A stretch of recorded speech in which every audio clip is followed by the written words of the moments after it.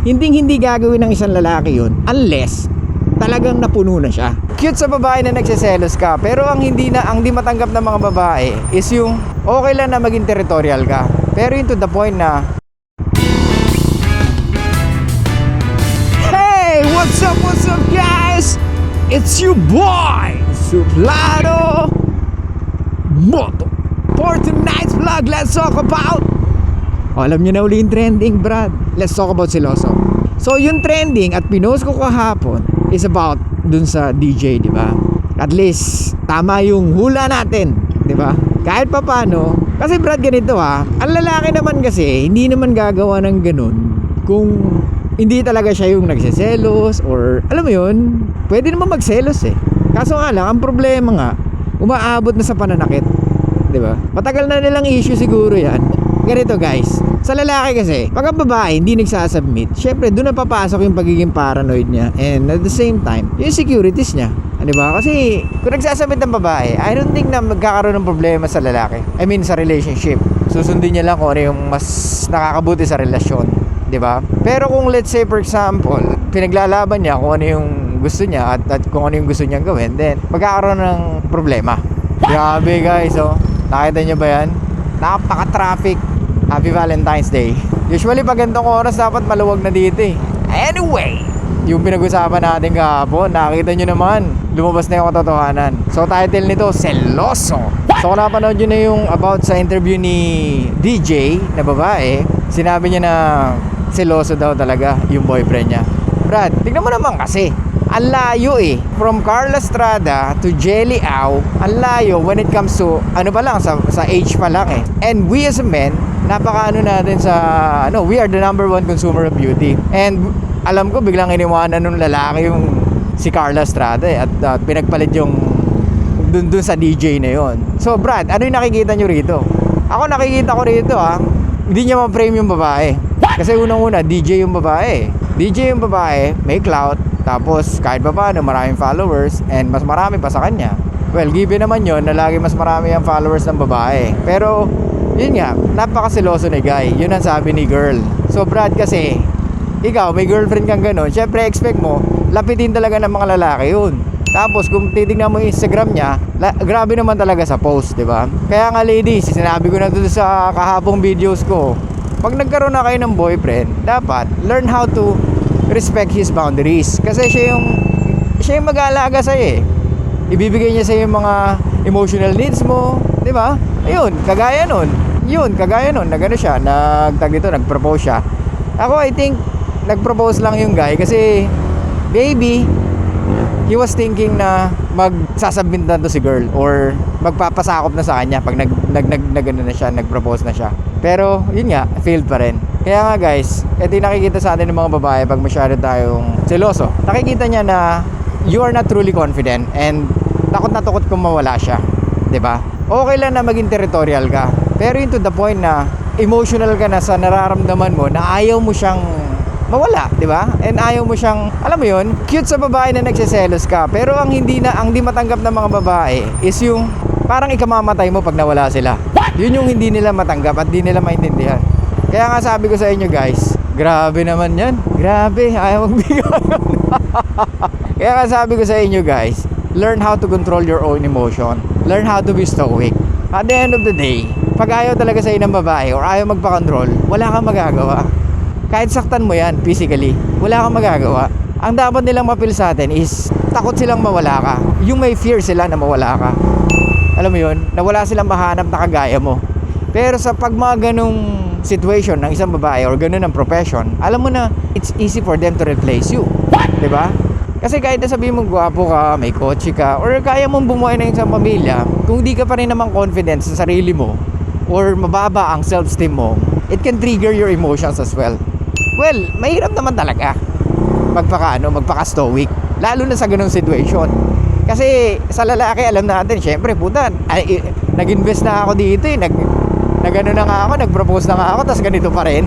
Hindi natin alam kung ano yung reason hanggang di nagsasalita si Guy. May trigger point yan. Maraming trigger point for sure. O marami na siyang tiniis kaya umaabot na sa ganun. Hindi gagawin ng isang lalaki yun unless talagang napuno na siya. Maraming pagbibigay yan. yung napanood ko kasi hindi ganong inelaborate ni girl yung about sa pinagmula ng kanilang pag-aaway. Pero ang sabi niya lang is yun nga, napakasiloso, may kakaway lang daw, nagagalit. Normal sa lalaking maging territorial at protective sa babaeng pinaka gusto niya at pinakamamahal niya. Kaya nga mas lalong nagiging insecure or napipili insecure ang isang lalaki pag hindi nagpapasakop ang isang babae or hindi nakikinig, 'di ba? Kaya nga guys, sinasabi ko sa inyo, huwag nyo gaanong bigyan or mag-invest ng emotions nyo sa isang babae na alam nyo na eto at some point, alam natin mga lalaki kung itong babae na to bibigyan lang tayo ng sakit ng ulo. Alam natin yan. Kumbaga, kung ang babae may intuition, meron din tayo. Kaya nga, kung ang babae may friend zone, meron tayong sex zone. Brad, kung gusto mo na matiwasay at kahit pa paano maayos na buhay, pumili ka ng babae na alam mo na less headache. Yung hindi ka ganang bibigyan ng sakit ng ulo. Kung bibigyan ka man ng sakit ng ulo, it's because may mga bagay na hindi niya kayang gawin. Pero yung sumuway sa ikabubuti ng relasyon nyo, huwag kang pumili ng ganun. Yung pinagsasabihan mo siya kung ano yung mga dapat gawin at mga hindi dapat gawin para sa relationship nyo, para mas mag-improve yung relationship nyo, dapat mag-isip-isip ka.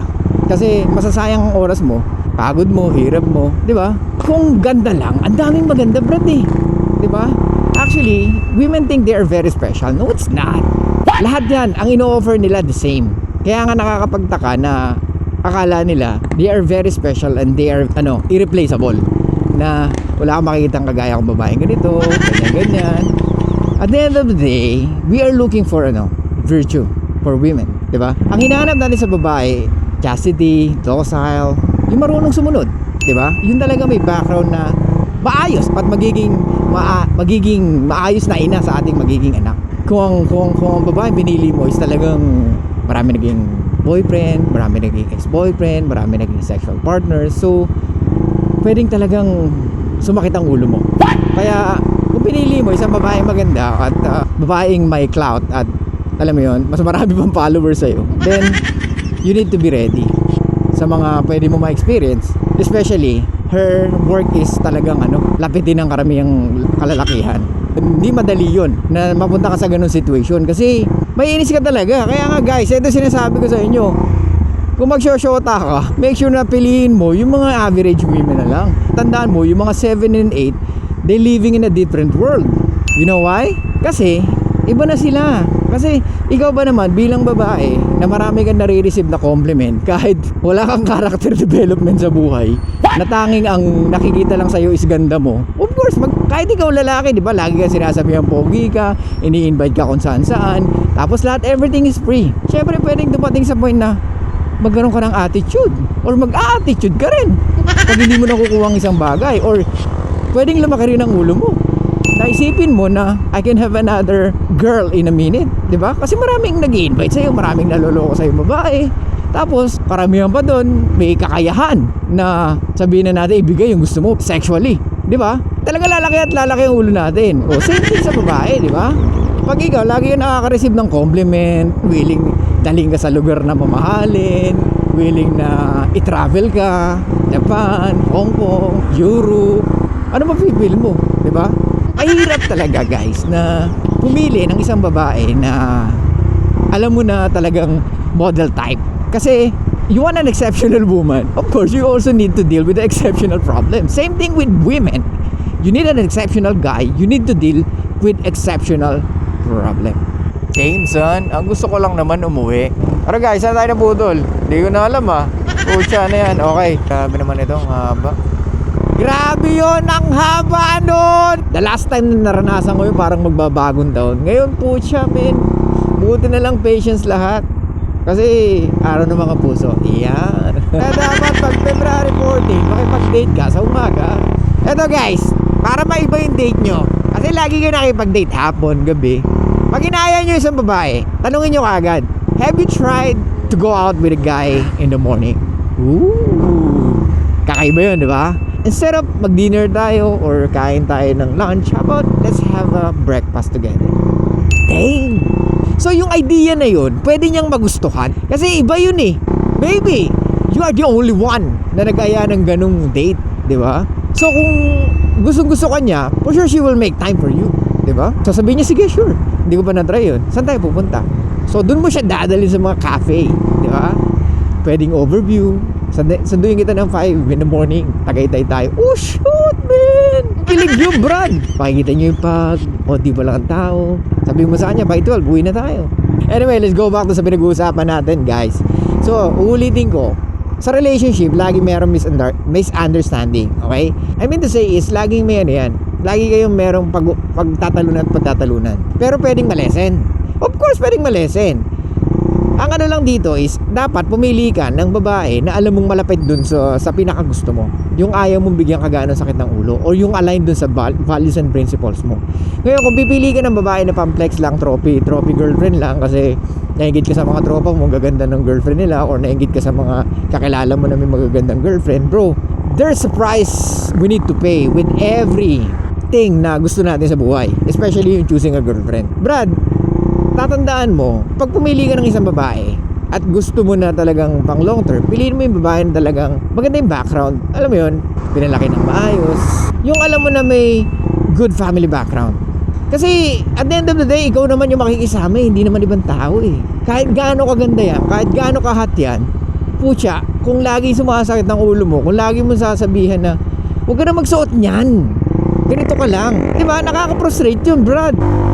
Hanggang kailan mo siya hintindihin na ganun. Tapos eto pa, lagi ba may nangyayari sa inyo? What? Lagi ba niyang ino-open yung legs niya for you? Kasi kung hindi, tapos ganun ka mag-command, so ibig sabihin, or ganun ka mag-lead, hindi ka sinusunod, hindi niya ino-open yung legs niya madalas sa'yo, ang nangyayari is, she's just keep on extracting resources from you. What? Diba? Tandaan mo, pag ang babae gusto ka, hindi ka mahihirapan yan. They will always find a way para mapadali sa iyo ang lahat. Ang pagpili ng girlfriend, sabi nga sa No More Mr. Nice Guy na book is when you choosing a partner, or pag umanap ka ng partner sa buhay, dapat it will lighten your burden in life. Hindi yung makakadagdag siya sa problema mo. Kasi kung makakadagdag siya, then better not to have a girlfriend. At least lessen ang problema mo. Di ba? Kung ang lahat ng kababaihan makakadagdag sa problema mo, why we need to commit? Or why we need to have a girlfriend? Di ba? Kaya nga maraming lalaki na I will just enjoying my, being a bachelor guy. Di ba? Kaya nga sa mga babae na nag-aakala nila like that they can get the guy that they want, na a very exceptional guy, mag-isip-isip kayo. Kasi yung mga ganun lalaki, either hindi magkukumit or maybe he is taken. Gets? Kasi yung mga ganun lalaki, dumating sa point na it doesn't make sense na ang taas lang narating mo sa buhay, tapos pagdating sa isang babae, tiklop ka. Bro, hindi ganun yun. Hindi ito yung napapanood mo sa pelikula, sa Korean novela. Hindi ganun. Yes, cute tignan, pero putya, Brad, tignan mo yung epekto nun sa'yo. Tignan mo yung epekto sa kanya, epekto sa'yo. So be a good leader, bro. Okay, you cannot lead women by force. They need to see kung paano mag-lead ang isang leader. Okay? Pag nakita nila how disciplined you are, how you take care of yourself, finances, your health, yung mga tao na nakapaligid sa'yo, so you can lead her by influencing her. Kasi may influensyahan mo sa mga ginagawa mong magaganda. Lalo na kung first time niya maka-encounter ng kagaya mo. Di ba? So ayun lang guys, thank you so much. I'll see you guys next time! And bye-bye!